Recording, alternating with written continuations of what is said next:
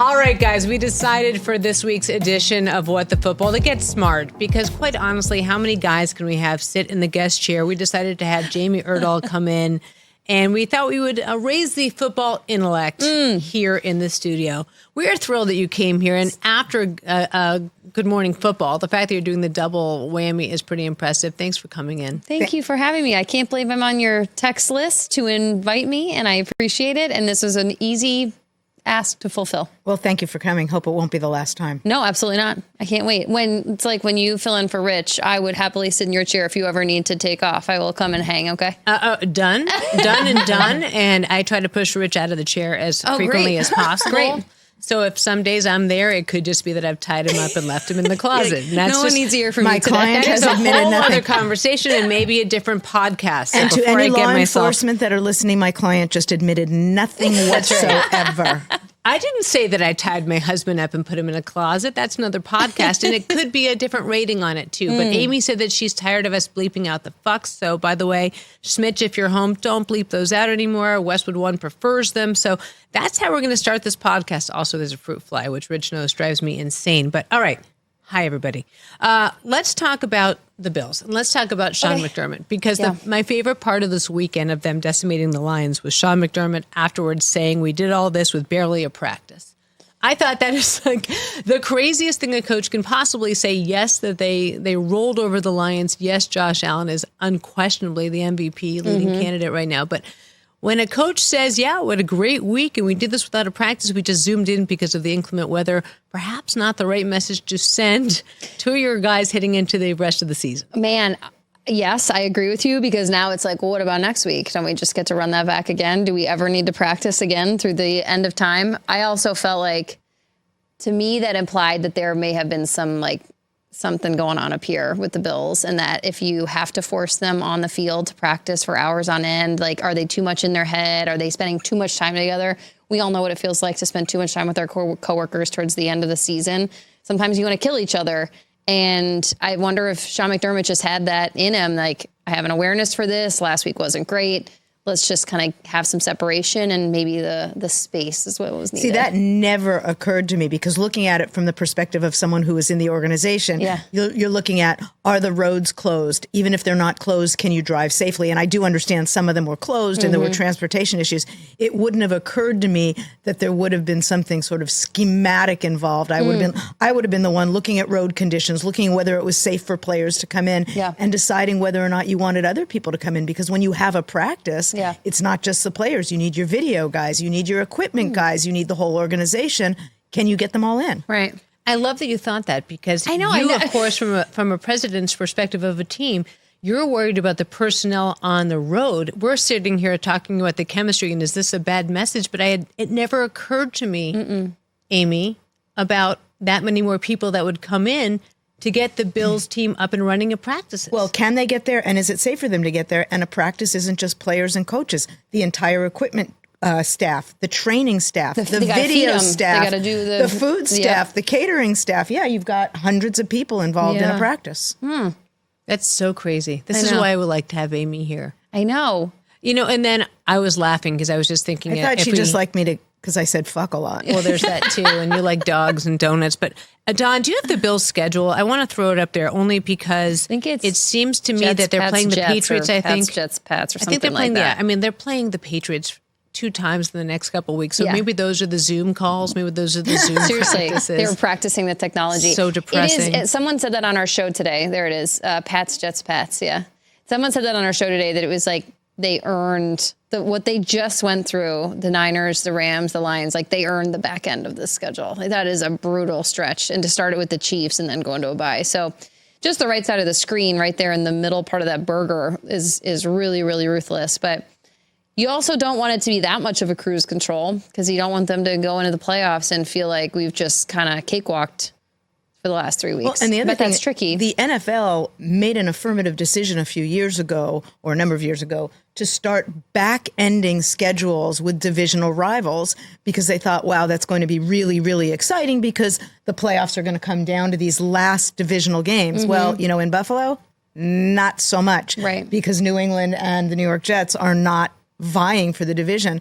So what was set up to be exciting viewing in this instance really isn't. I know. I never thought of it that way. I thought it was just more logistical. Now my brain's going logistical, but it's they probably thought when they did it a couple years back, the Pats Belichick was still there, and maybe the Bills weren't doing what they're doing yet, but yeah, it is really tricky. I always think about when I was in high school, my high school football team won a state championship one year, and they had lost it the year before because they had a ton of good players, and they always sat them in the fourth quarter because they were beating everybody in the regular season. Then when they got to the state title game, they got the pants beat off them because they actually had to play for 4 full quarters. Not playing a formidable divisional opponent in the back end of the season, to me, is very nerve-wracking, because if guys aren't playing, if they're loafing around or not playing or dressing at all, like, you have to make sure that things stay sharp the way that they did over the last couple of weeks. And say it, Aim. No, I was going to say, and I will add, divisional games are always tough. That's true. Even though I was rather dismissive because we see the Patriots record, we see the Jets record. Yeah.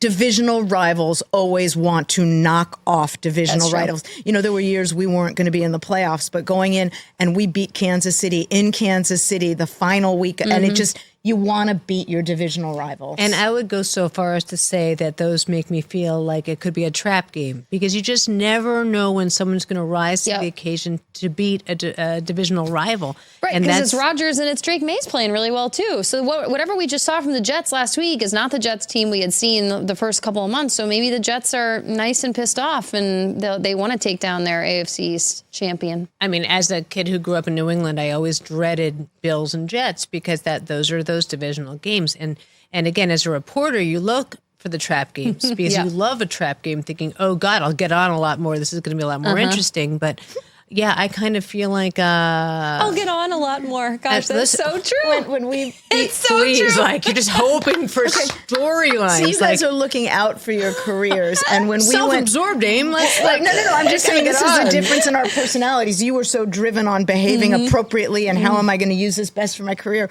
When we went into Kansas City that final week of the season, we weren't going to the playoffs, but we beat them. I left the stadium and I'm walking past the locker room through the tunnel area, and I was singing, "Oh, what a beautiful morning.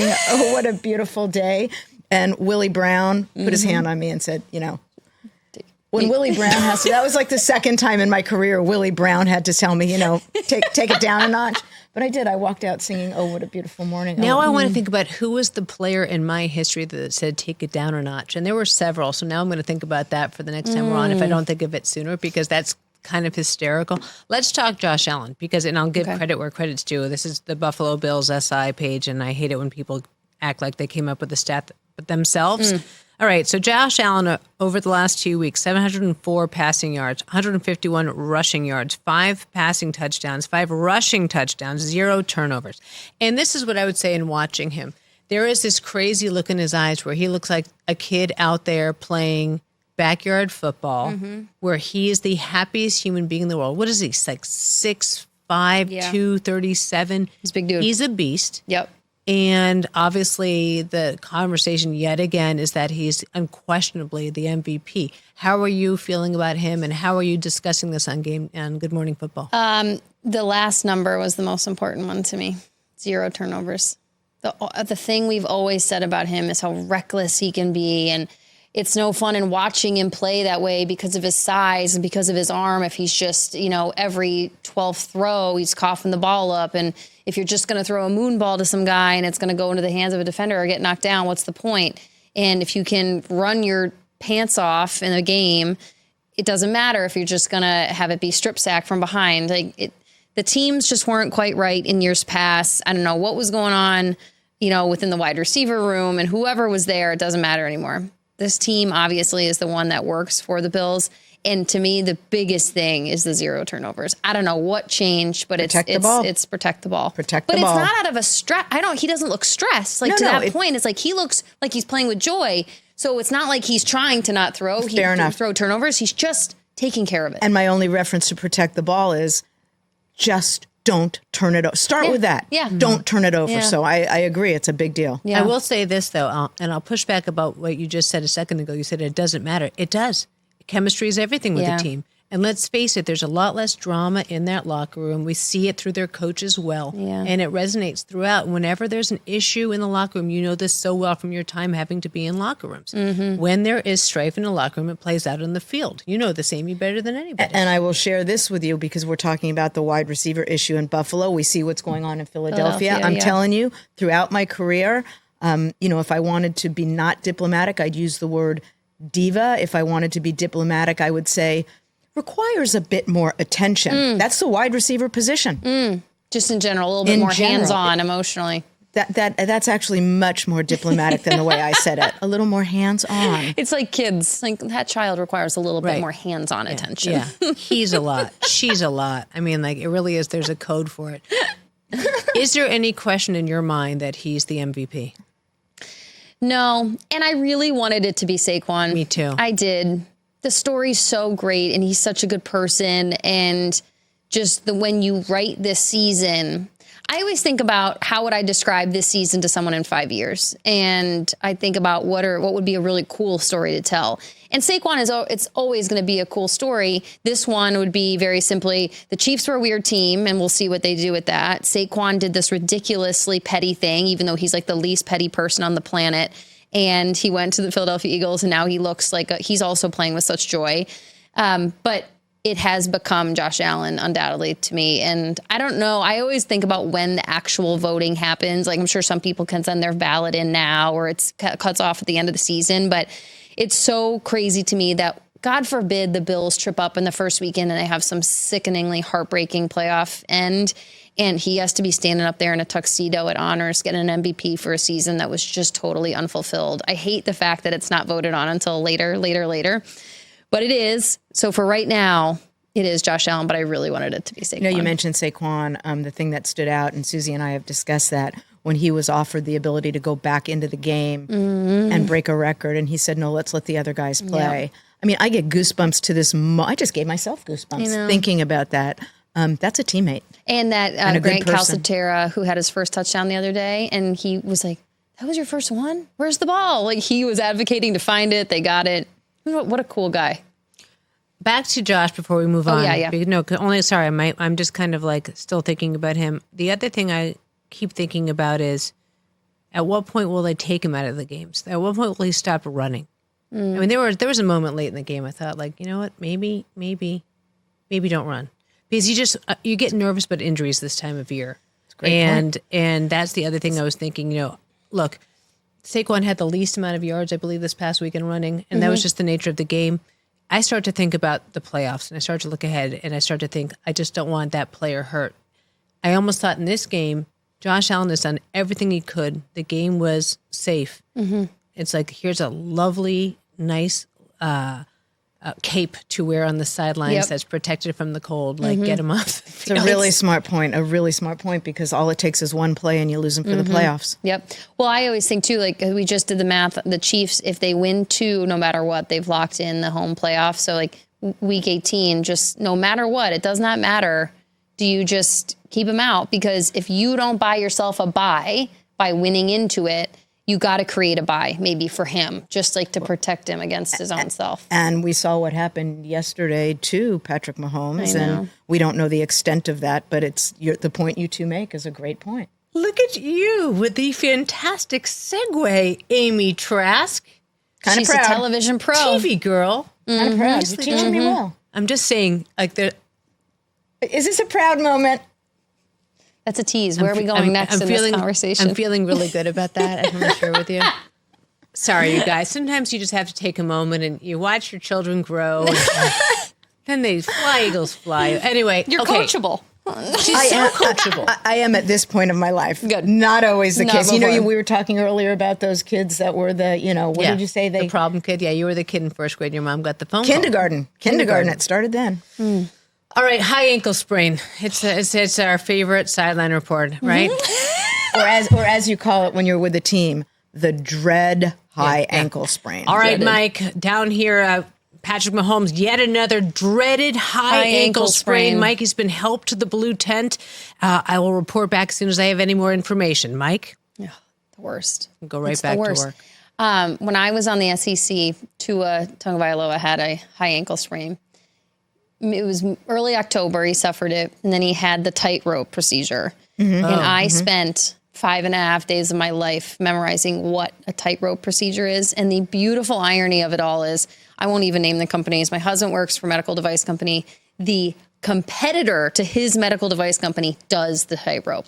So I'm up there doing a commercial for this company that does not sign his paychecks on CBS, and I'm explaining how they take the bones and they put the thread through and they screw it all together, and then Tua was out there 5 weeks later. So I cannot think of a high ankle sprain without thinking of the tightrope and how quickly you can come back from it. Oh yeah, totally. Because it is just like in my brain. The difference in our careers, you're researching tightrope procedures.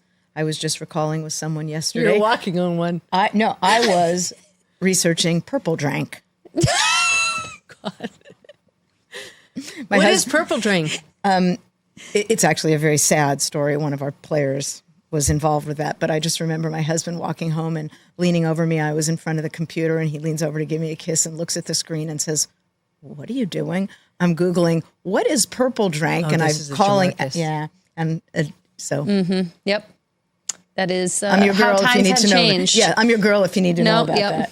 Yep. Well, I mean, I think what you just said is so important, that looking at the Chiefs and what they have to win and what they don't have to do. And the question will be, what will they do with him?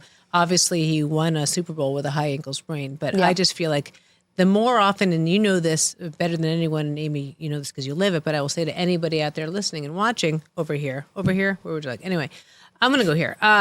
The high ankle sprain just gets worse and worse every time you do it. It's just the ligaments get looser and looser, and it's harder to put them back without having them surgically repaired. And it'll be interesting to see how much they use him, and can they sit him, and can they sit him out, and what will they do?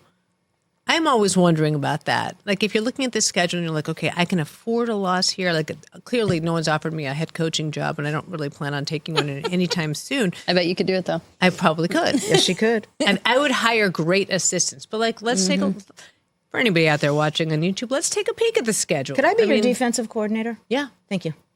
Yeah.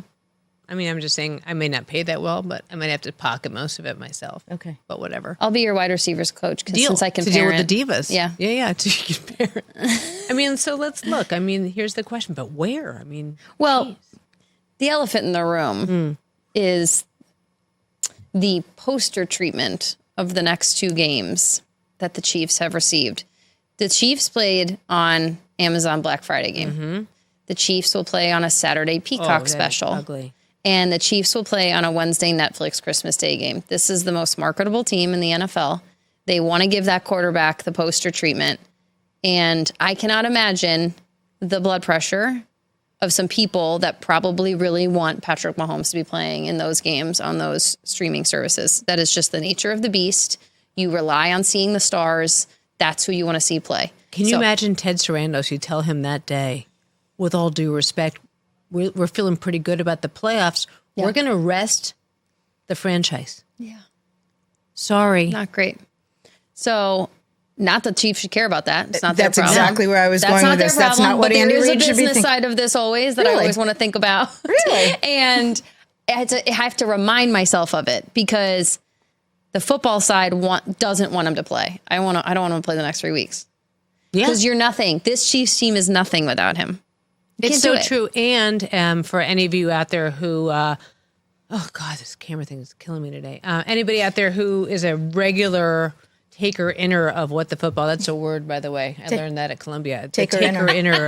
I use that a lot. Rich always likes to say, there's an expression he has about taking in podcasts. I'll remember it probably on the flight to New York. But anyway, for those of you who are with us all the time, Andrew Whitworth was on last week, and he talked at length about the injuries that they have on their O-line. And now is not the time that you want to see a quarterback, as you said, the poster child of quarterbacks, playing with a line that can't quite protect him the way he wants to be protected. Right. Because every time he goes down now, you're just going to watch to see if he got folded up like a paperclip and how he stands up. And then I'm not going to speak for all defensive linemen, but they seem to be a breed that, like, if they know that something's bothering you, they tend to want to paperclip you a little bit more. Well, because they know you're a little slower to move. Yes. They know they can get there more quickly. Even if there's no malintent, they know, okay, he's not as mobile. We can get to him more quickly. Right. So I would be stressed if I were the Chiefs. It's just such an odd team this year. They've won, which has been great. Their story in and of itself is ridiculous and remarkable, just with the kicking and the Travis Kelce and everything, the star power. I wouldn't want to be in their shoes right now. That's a very stressful scenario because with this type of team, how badly do you crave home field advantage in the playoffs? Well, the Bills. Yeah, exactly. So they would hold the tiebreaker there, but maybe they play the next 2 games and then they let them sit against Denver, and then that gets your marquee. Right. But I'd be sweating right now. I would be sweating, staring at him, thinking, how's that feeling? Again, he's played with it before. The training staff is just legendary, and they'll have him ready. There's a woman there that actually runs their training staff, and she does an incredible job. I'm spacing on her name. I'll remember it. And I'm probably on the plane when I forget or remember the word that Rich came up with, but. And your point as to, of course, you want home field advantage. You want it. You don't want to go back to Buffalo. And every time I think about that, I stop myself. And this doesn't change my mind. But they did go into Baltimore last year and win on the road in Baltimore. Now, I'm a big believer in home field advantage, and I think they want it and need it. And you don't want to go back to. Believe me, I've been to Buffalo in January. We lost 2 games in Buffalo in January. We lost one by 51-3. You don't want to go to Buffalo in January. Did your guys have an absolute attack going into Buffalo just because of the weather and all that? How the weather was I'm hard. Just curious. The weather was hard. Yeah. The distance, not the distance so much. It was really the weather. And Buffalo has a phenomenal home field advantage. Suzy, something I think you'll love about Buffalo. Every single time the Bills score a touchdown at home, what? Oh, no, but also the Beans make a contribution to animal rescue. They pay for every Bills touchdown in Buffalo. They pay for the adoption of a dog or a cat, whatever someone wants to adopt and they can't afford. They even said sometimes it's like a turtle or a rooster, but they always pay the adoption fee. This turtle brought to you by the Bean family. Right. It's great. But look, the Chiefs did go into Baltimore and win on the road in the playoffs. Julie Freimeyer is her name. Yes. Yeah. I hate it when I don't think of a name and I feel like I want to give her due. She was the one taping up his ankle the other day. We saw her. Yep. She's incredible. Yeah. So, I mean, that'll be a fascinating line to watch. At the same time, with injuries, we're seeing Detroit just get decimated on defense. That David Montgomery thing, that flew wildly under the radar during the broadcast, right? I know Tracy Wilson just tweeted that she saw it happen right in front of her, but I was like, we would have been obsessing about this all morning. This is sick. I feel terribly for them. Didn't he shred his MCL? Yeah, the knee injury. Montgomery, yeah. Yeah, I mean, that's heartbreaking. Yes. It's heartbreaking to watch. I'm so annoyed for her. It's like, that's, how do we not know that? My understanding was they did not know the severity of the injury until well after the game. Right. There was no indication because you can injure yourself during a game and you don't always know until after the game the extent of the injury. And as we tape this on a Monday, they just announced that he's out for the season.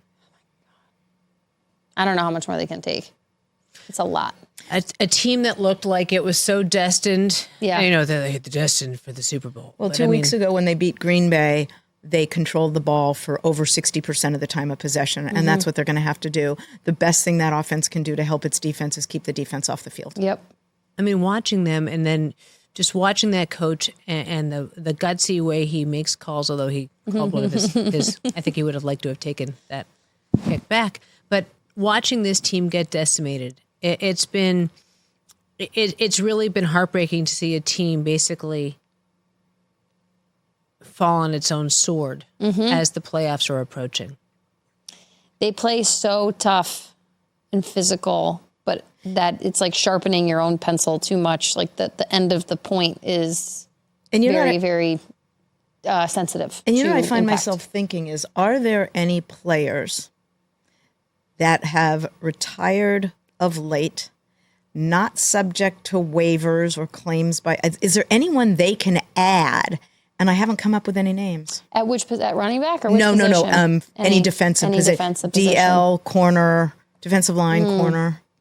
I mean, they might want to look around and see if there's at this point, you'd be sitting there scouring and thinking talking to your personnel people saying, who can we possibly pull up? But, that's the thing. And then we talked about it earlier. It's about team chemistry and it's about who do you feel comfortable playing with? And oftentimes you can bring in people from the practice squad.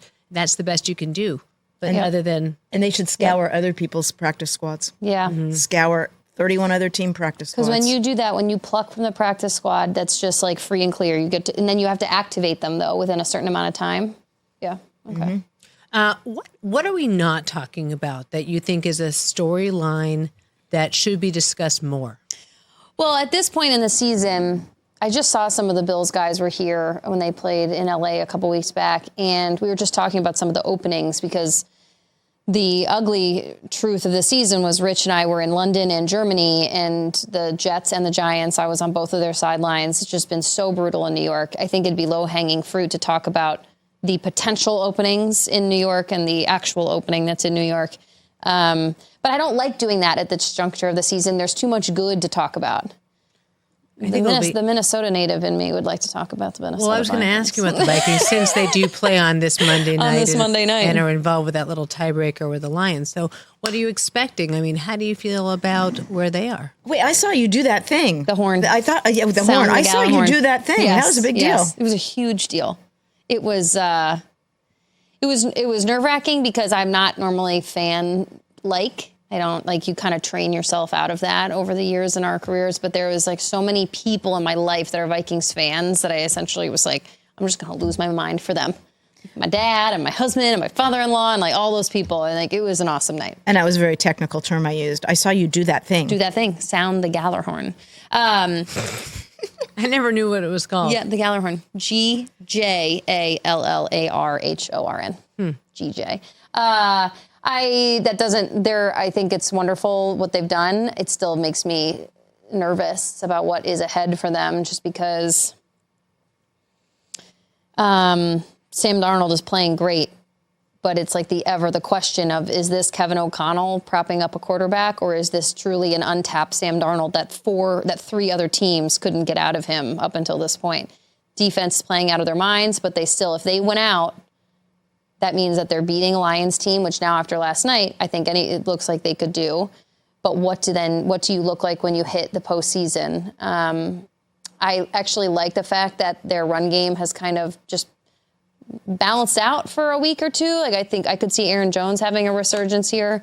But it's a high stress environment because, and I'm sure people feel like this in Detroit and Buffalo and markets that just haven't had January success the way that many teams want to. But there is something about the Vikings and their history that one of these, like tonight, very easily, it could be dropped. And all of a sudden they're like, of course, that's what happens. So it would be sad. It would not be surprising because of history. But I think Kevin O'Connell is the coach of the year. Wow. I do think that. How come? Because of the Sam Darnold situation, having the confidence in your third year to move on from what easily could have been a franchise quarterback. I mean, there's no one more polarizing, weirdly, than Kirk Cousins in this league. It's shocking to me. But Kevin O'Connell stood up and decided, like, I'm going to move on. I know what I can do, and I know what I need, and this is not it. And now that what we're seeing this year in Atlanta is pretty cool. So let me ask you this. As a Vikings fan, don't you want to see what JJ can do? I do, but in due time. I mean, Jordan Love, you don't have to look very far than to see, like, we can wait. You can wait. And JJ McCarthy was amazing. I married a Michigan man, by the way. So, like, I get it. I get what that means for Michigan, what he meant for that program. If he and your life. And my life and his life and the lives of our children. Mm-hmm. But JJ can, it's okay. He can wait. And I will just insert, I'm the only one sitting here who's not married to a Michigan man. I will say this as well, is that, Amy and I have talked about this at length. There's something to be said for having that time with a quarterback who's willing to teach. And I appreciate that a lot of these owners want to see what they have and get their money's worth fast, and they worry about the rookie contract, et cetera. My heart broke for JJ when he got hurt as a Michigan guy and just as a human being.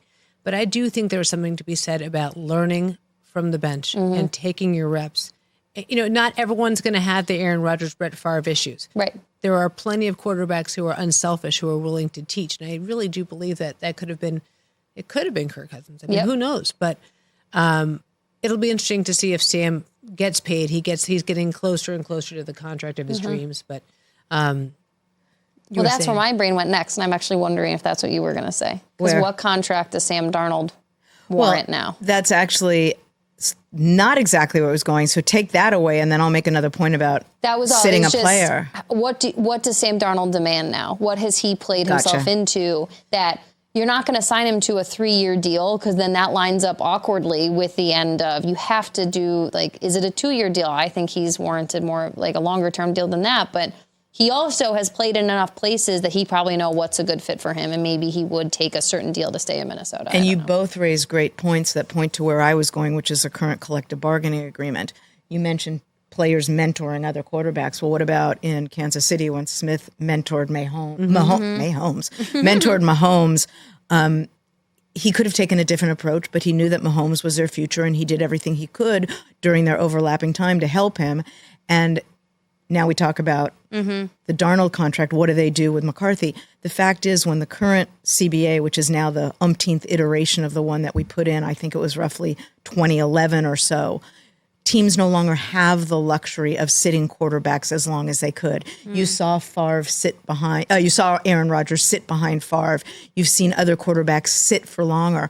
Under the current CBA and free agency and the salary cap, you can't do that as much anymore. And Jordan Love behind Rodgers. There you go. I mean, so. Is it the rookie deals are the 4-year deals, right? Or are they 5? 4 with an option. Yeah, it depends on where you're drafting and positioning and. Right. I'll throw this out there too for another one to chew on. And again, this, I like to give credit, Minnesota Vikings on SI. Over the past 4 weeks, Darnold has completed 68% of his passes for an average of 289 yards per game with 11 touchdown passes, 0 interceptions. Pro Football Ranking him as the best quarterback in the NFL since the win over Jacksonville, a hair above MVP favorite Josh Allen. Wow. I mean, you raise a great point, Jamie, about what kind of contract does he want? What kind of contract can you give him? I know if I'm the Vikings, I try to keep him. Yeah. Because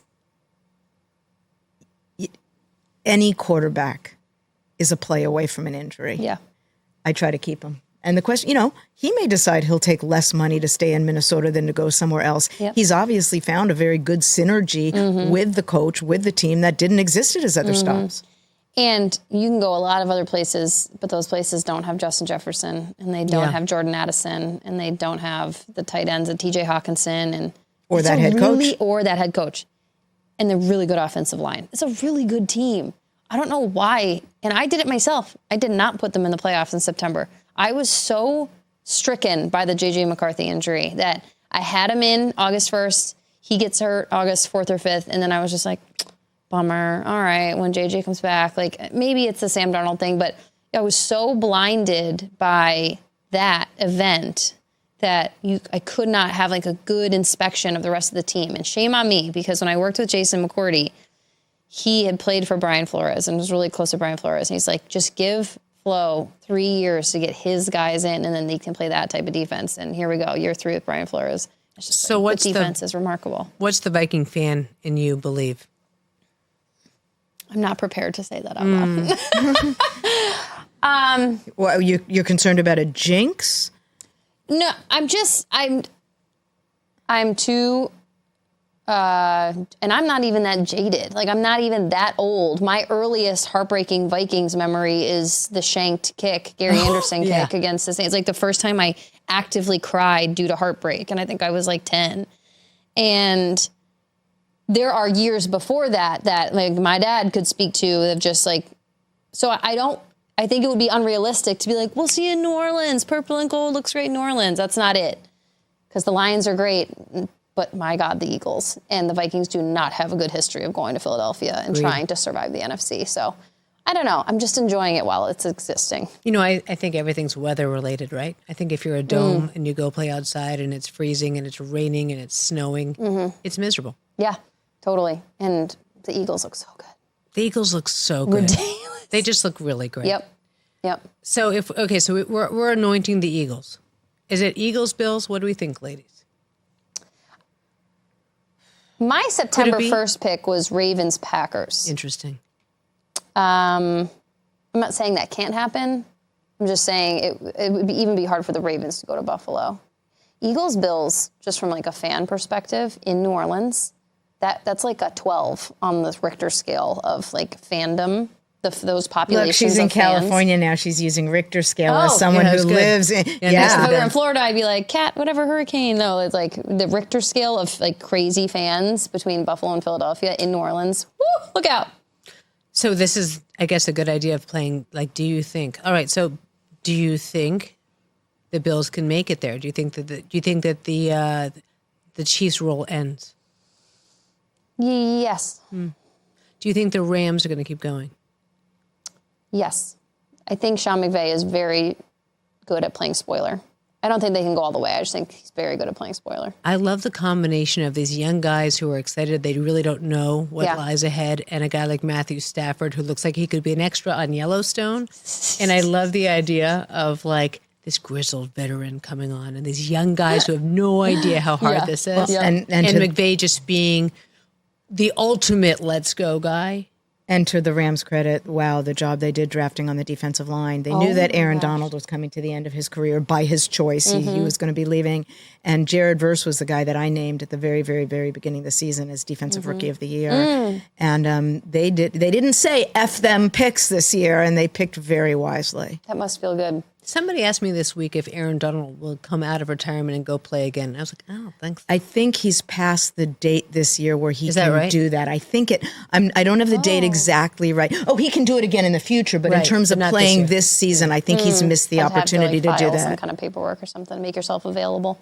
That'd be so fun, though, wouldn't it? Oh, it might be ridiculous. I mean, he's changed. His whole body composition has changed, though. Like, I don't know if he would be able to get back that fast. Yeah, me and Aaron Donald, same. Yeah. I mean, it's so funny. We saw him a couple weeks ago at a basketball game.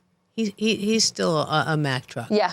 I mean, I will say, like, there's something. And by the way, Whitworth looks like he could go, like, it in any minute, which is kind of funny. Like, he looks like he could put on, like, a skeleton. And he acknowledged that. Yeah. It's pretty great. Hey, thank you so much. This is it. It's fast. Oh, my gosh. Right. Isn't this like easy? This is a very easy come back? list. Yeah, I'll be back. Okay, good. All right, we'll see you next week. When we started this, and I was like, I'll take your chair. I was like, I shouldn't have said that right off the top. Hey, I did that I had that interaction with Mooch coming back from an NFL owners meeting. It might have been the first time Mooch was at one or the first time we intersected. We get back on the plane to fly back to California, and I get on the plane. I'm like, you're in my seat. Oh. Like, Mooch took my seat. Oh, I'm like, you're in my seat. I thought you were going to say, hold my beer. That's your favorite expression. Hold my beer. Do you say that to people? Literally and figuratively? No, she doesn't drink. She gets wasted. I drink beer. You do? Oh, I love. What? Let's go. Yes. My Brought to you nickname by- in college. I've shared this. My nickname in Don't college. start. Because she's Don't. I know. Unless my nickname in college was One Beer. Okay. And unless we get a beer sponsor, are you listening to me, prospective beer sponsors? You can sponsor What the Football, and then I will mention your beer on air. But if you're not sponsoring us, we're not mentioning your name. Then I will be back when the beer sponsor rolls in. You hear that? Okay, we got to get a beer sponsor now. Look. What, do you have beef with the beer sponsor? No. As long as they're paying monthly, I don't care who sponsors it. And that's what Suzy's point was. I will never, ever, ever let someone say on air the name of a business that's not paying us. That's it. Because if you ain't paying us, we're not saying your name. That's a great principle. Yeah. And say, I'll hawk us out. I'll prostitute us out. To say, like, let me put this lovely container here. And by the way, if you want to call us afterwards, we can work out a little We deal. need a beer sponsor. I fall more on your scale, where I'm like, I'm gonna kill him with kindness. That's right. And be like, look what I can do for F you. 'em.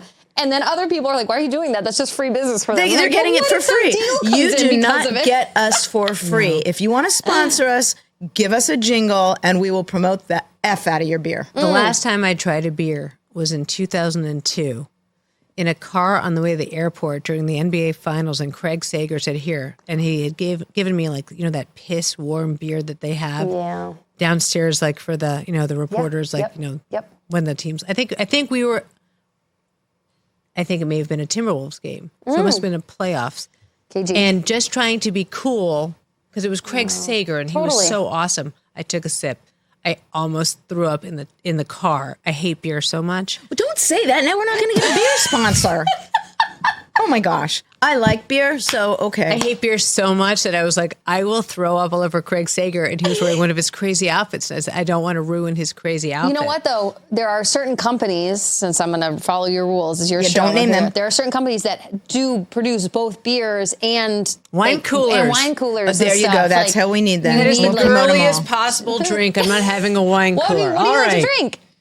I drink tequila. Oh, they do that too. Okay. Okay. All right. Now, if there's a tequila person out there, Yes. just letting you know, I like it with a big ice cube. I like it with muddled mint and lime, and it's spectacular. Never had it with the mint. There's your little Christmas gift from us. Well, here's what to drink when you come back on With the Football. Done. All right, you're coming back on. Okay, this great. is great. Thanks again. Thanks for having me. Oh, my God. Congratulations anytime. on everything. Oh, thanks so much. We love having you. Thanks.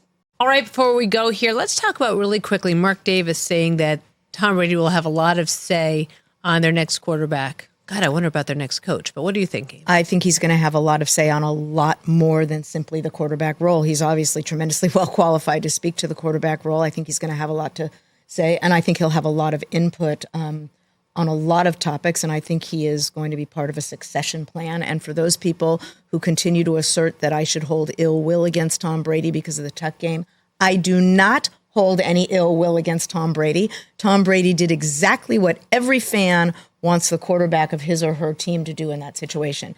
What do you mean succession plan? Look, this is a longer discussion, and maybe we want to dive into it at some point, but I believe Tom is a significant role, significant presence in the Raider organization for quite a while to come. Ooh, that's so fascinating. We will unpack that, but I think that's a really nice Christmas gift for a lot of the Raiders fans out there. I would add this. If you were thinking about a Christmas gift this holiday season, may I please suggest dog rescue? In my case, dog rescue. In Amy's, it is animal rescue. Animal rescue. A great gift to give this year is to save the life of a shelter pet. I would ask you so kindly to adopt, not shop, and think about making that donation for a dog or cat or animal of any kind in need. And remember that not only can and should we rescue them, they rescue us. Absolutely. Our thanks to Jamie Erdahl for coming in. Our thanks to the entire staff of What the Football, Don Bowie, who is our fearless leader week after week. And I want to thank all of you for taking in this podcast and absorbing it and watching it on YouTube, downloading wherever you do. That is your holiday gift to us. So thank you so very much as we say goodbye until after Christmas and after Hanukkah. I wish you all a very happy holiday season. Thanks so much.